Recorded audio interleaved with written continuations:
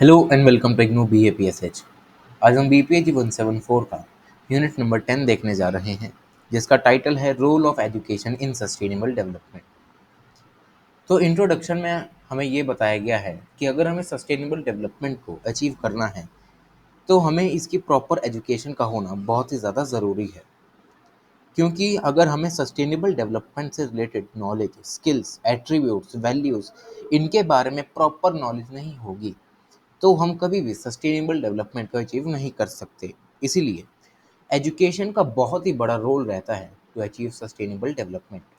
अब इसी के साथ साथ एजुकेशन प्रमोट करती है इकोनॉमिक वेलबींग को, क्योंकि एक इंसान जब एजुकेटेड होता है, उसके पास स्किल्स रहती हैं, तो वो कैपेबल होता है कोई भी जॉब करने के लिए, इंडिपेंडेंट होने के लिए, पैसा कमाने के लिए।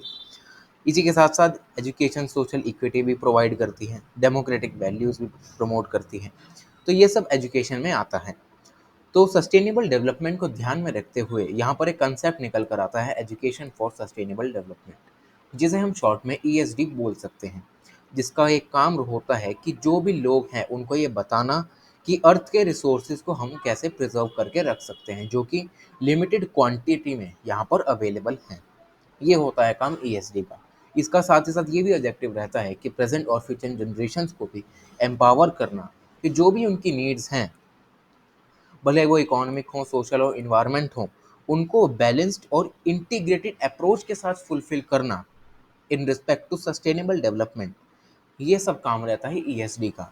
क्योंकि अगर ESD होगा मतलब एजुकेशन होगी सस्टेनेबल डेवलपमेंट से रिलेटेड, तो कोई भी अगर हमें नीड है, इकोनॉमिक नीड है, सोशल नीड है, इन्वायरमेंटल नीड है, तो हम उसे एक बैलेंस्ड वे में एक इंटीग्रेटेड अप्रोच के साथ फुलफिल कर सकते हैं, जिससे कि हमारा काम भी बन जाए और साथ ही साथ इन्वायरमेंट में भी ज़्यादा हार्म ना हो। तो ये काम रहता है एजुकेशन फॉर सस्टेनेबल डेवलपमेंट का। तो सस्टेनेबल डेवलपमेंट अब जानते ही हैं होता क्या है।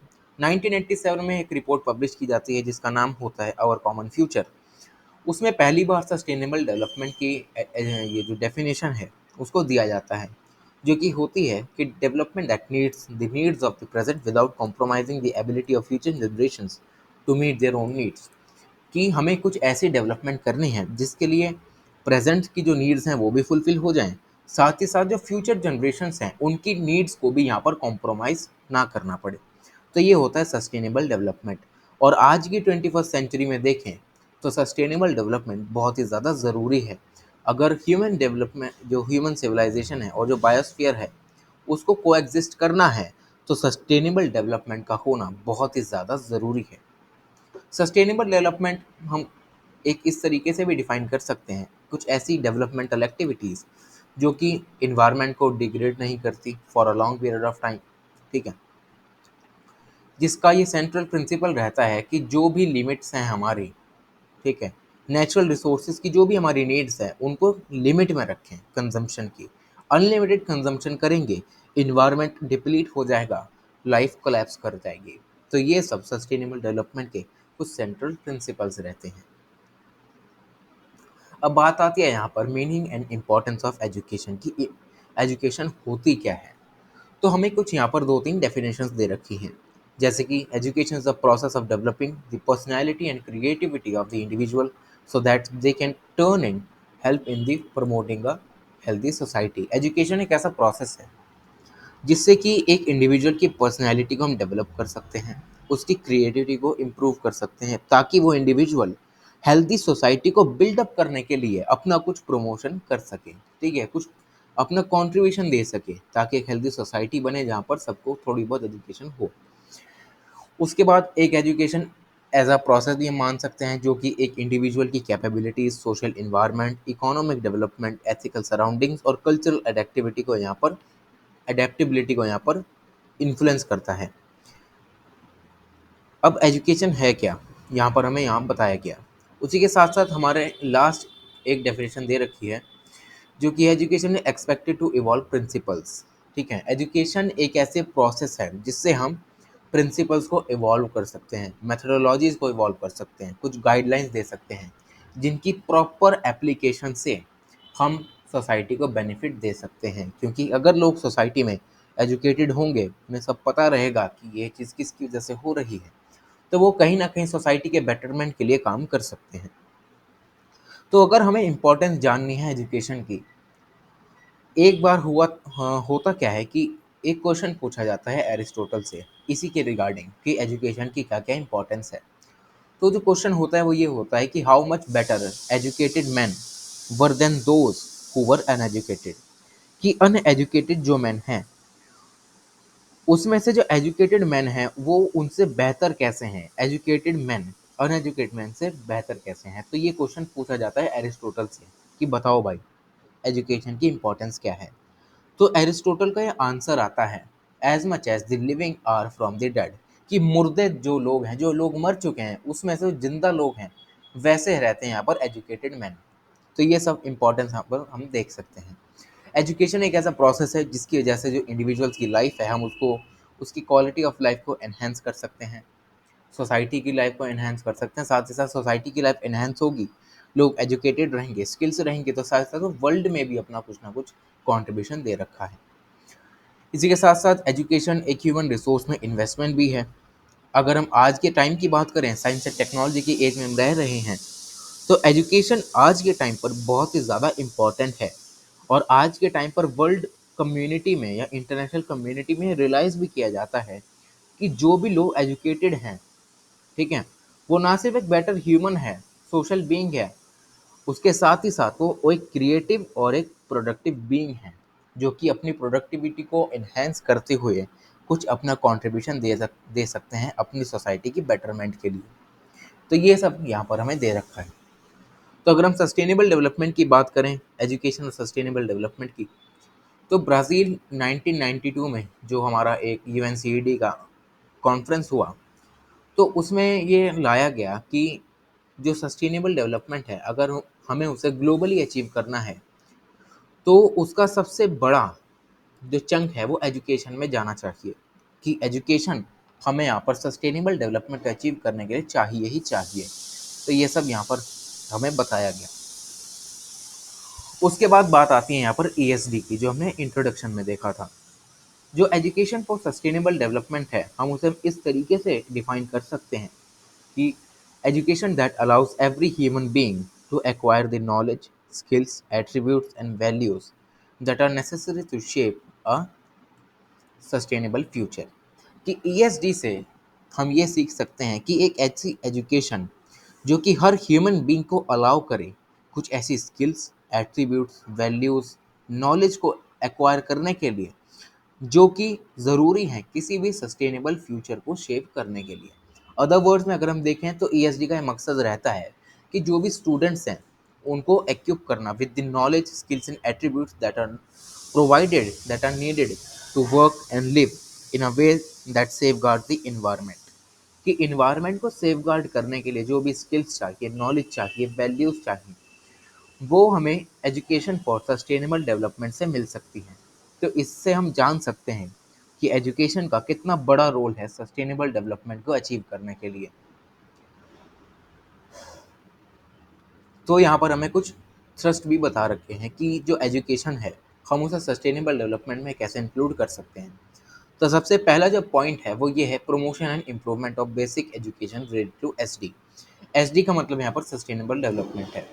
तो पहले पॉइंट में हमें ये बताया गया है कि अगर हमें सस्टेनेबल डेवलपमेंट को अचीव करना है तो बेसिक एजुकेशन सिस्टम में जो भी एजुकेशन रिलेटेड है सस्टेनेबल डेवलपमेंट से हमें उसको प्रमोट करना है और थोड़ा सा इम्प्रूव करना है। सेकंड पॉइंट है रीओरिएंटेशन। अब सेकंड पॉइंट में ये बताया गया है कि जो भी एजुकेशन रिलेटेड है सस्टेनेबल डेवलपमेंट है सभी लेवल्स पे, भले ही वो प्राइमरी हो, सेकेंडरी हो, हायर एजुकेशन हो, हमें उस एजुकेशन को अब रीओरिएंट करना है। मतलब पहले की जो बुक्स होती हैं एजुकेशन की, इन्वायरमेंटल साइंस की अगर हम देखें तो उसमें क्या है, बायोटिक है, बायोटिक के बारे में बताएंगे, पेड़ों के बारे में बताएंगे, कितने तरीके के पेड़ होते हैं, ठीक है। तो ये सब आज के टाइम पर इतने ज़्यादा ज़रूरी नहीं है। आज के टाइम पर क्लाइमेट चेंज ज़्यादा ज़रूरी है, ग्रीन हाउस गैस एमिशंस ज़्यादा ज़रूरी हैं, जो भी ह्यूमन एक्टिविटीज़ की वजह से इन्वायरमेंट में डिस्टॉर्शंस आ रहे हैं वो ज़्यादा ज़रूरी हैं। तो इसी को ध्यान में रखते हुए जो भी एजुकेशन लेवल है सस्टेनेबल डेवलपमेंट का उसे हमें आज के टाइम से रीओरिएंट करना चाहिए ताकि आज के जो चैलेंजेस हैं हम उनको यहाँ पर अच्छे से फेस कर सकें। थर्ड पॉइंट है development of public awareness. Public awareness हमें फैलानी चाहिए। सस्टेनेबिलिटी की जो भी अंडरस्टैंडिंग है सोसाइटी में, हमें बताना चाहिए कि सस्टेनेबल डेवलपमेंट हमारे लिए कितना ज़्यादा ज़रूरी है। फोर्थ पॉइंट है ट्रेनिंग से रिलेटेड, कि हमने लर्न कर लिया कि सस्टेनेबल डेवलपमेंट है क्या। तो इसी के साथ साथ हमें यहाँ पर कुछ ट्रेनिंग मेथड्स का भी यूज़ करना चाहिए ताकि हम सस्टेनेबल डेवलपमेंट को यहाँ पर अचीव कर सकें। तो ये बात होती है हमारे रोल ऑफ एजुकेशन की, सॉरी मीनिंग ऑफ एजुकेशन की। नेक्स्ट टॉपिक हमारे पास आता है role of education in sustainable development, कि सस्टेनेबल डेवलपमेंट में एजुकेशन का रोल है क्या। तो हमने ऊपर इंट्रोडक्शन से दो टॉपिक्स में देखा कि एजुकेशन जो है वो कितनी ज़्यादा इम्पोर्टेंस है किसी भी सोसाइटी के लिए। तो अब हम देखते हैं कैसे। सबसे पहली बात जो आती है वो आती है ESD promotes and encourages sustainable society, कि जो एजुकेशन फॉर सस्टेनेबल डेवलपमेंट है वो प्रमोट और एनकरेज करता है सस्टेनेबल सोसाइटी को। अब इसमें सबसे पहला जो पॉइंट उठाया गया है वो ये उठाया गया है कि quality education is an important की, कि अगर हमें एजुकेट कराना है लोगों को सस्टेनेबल डेवलपमेंट के बारे में, सस्टेनेबल सोसाइटी अगर हमें बनानी है, तो उसके लिए हमें क्वालिटी एजुकेशन लगेगी ही लगेगी, ताकि हम एक सस्टेनेबल सोसाइटी को बिल्डअप कर सकें।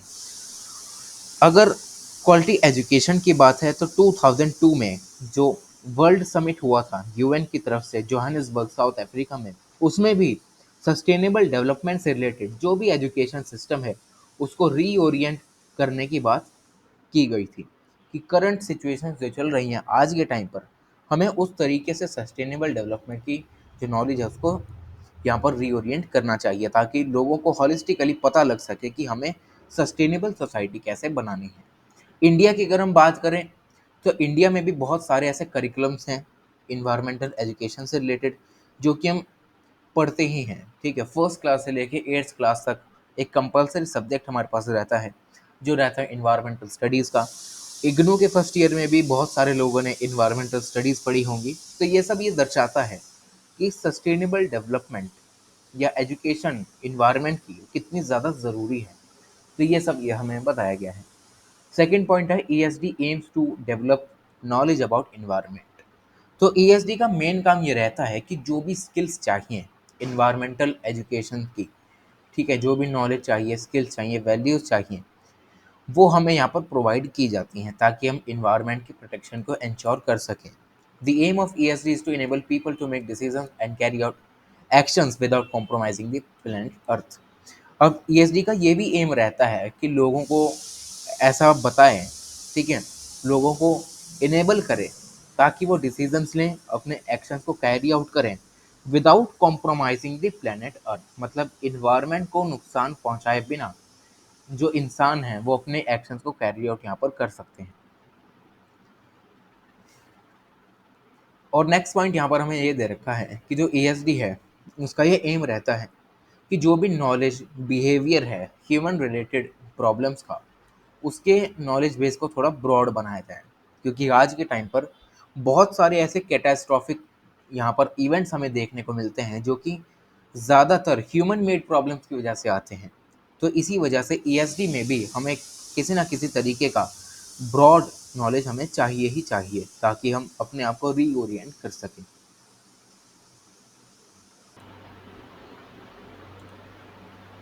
तो नेक्स्ट पॉइंट हमारे पास आता है ESD outlines integration of principles and practices of sustainable development। अब यहाँ पर इस पॉइंट में हमें बताया गया है कि जो भी एजुकेशन ऑफ सस्टेनेबल डेवलपमेंट से रिलेटेड जो भी प्रिंसिपल्स हैं, वैल्यूज़ हैं, प्रैक्टिसेस हैं, उन्हें हमें इंटीग्रेट करके रखना चाहिए in all the dimensions of education.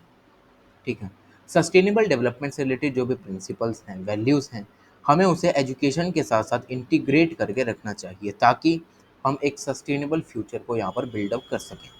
अब इसी को प्रमोट करने के लिए यहाँ पर एक डिकेड नाम का एक डॉक्यूमेंट बनाया जाता है, ठीक है, जिसे हम कहते हैं UN decade of education for sustainable development.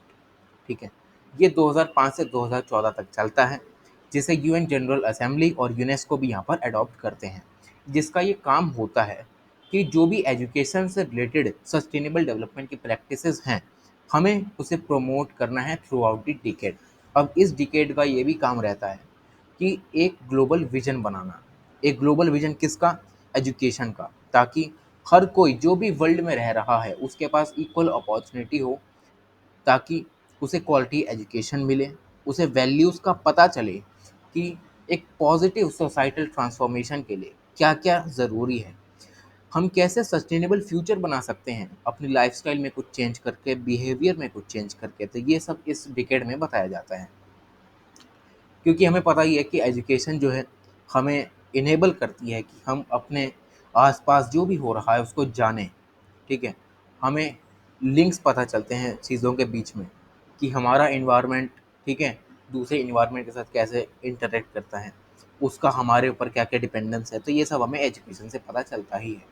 और ईएसडी की बात करें तो ईएसडी में भी ये एम रखा जाता है कि जो भी प्रैक्टिसेस हैं, जो भी बिहेवियर्स हैं, हम उनको अच्छे से अडॉप्ट करें to live a full life without being deprived of basic human needs and demands. कि जो भी हमारी डिमांड्स हैं, अब ऐसा ना हो कि हमारी डिमांड्स हमेशा डिमांड्स ही रह जाएं और कभी फुलफिल ना हो पाए। तो इसी के लिए यहाँ पर एजुकेशन का बहुत बड़ा रोल रहता है। लास्ट पॉइंट हमारे पास आता है, ESD focuses on environmental themes and concerns. अब कुछ लोग ये सोचते हैं कि जो एजुकेशन फॉर सस्टेनेबल डेवलपमेंट है वो सिर्फ इन्वायरमेंटल कंसर्न्स पर ही यहाँ पर थ्रस्ट देता है, स्ट्रेस देता है, पर ऐसा नहीं है। इसके साथ साथ बहुत बहुत सारी अलग अलग तरीके की थीम्स का भी डिस्कशन किया जाता है, जैसे कि poverty elevation, citizenship, peace, ethics, governance, justice, human rights, gender equality. इन सभी थीम्स को यहाँ पर ईएसडी में भी डिस्कस किया जाता है ताकि होलिस्टिकली हम अपना डेवलपमेंट कर सकें।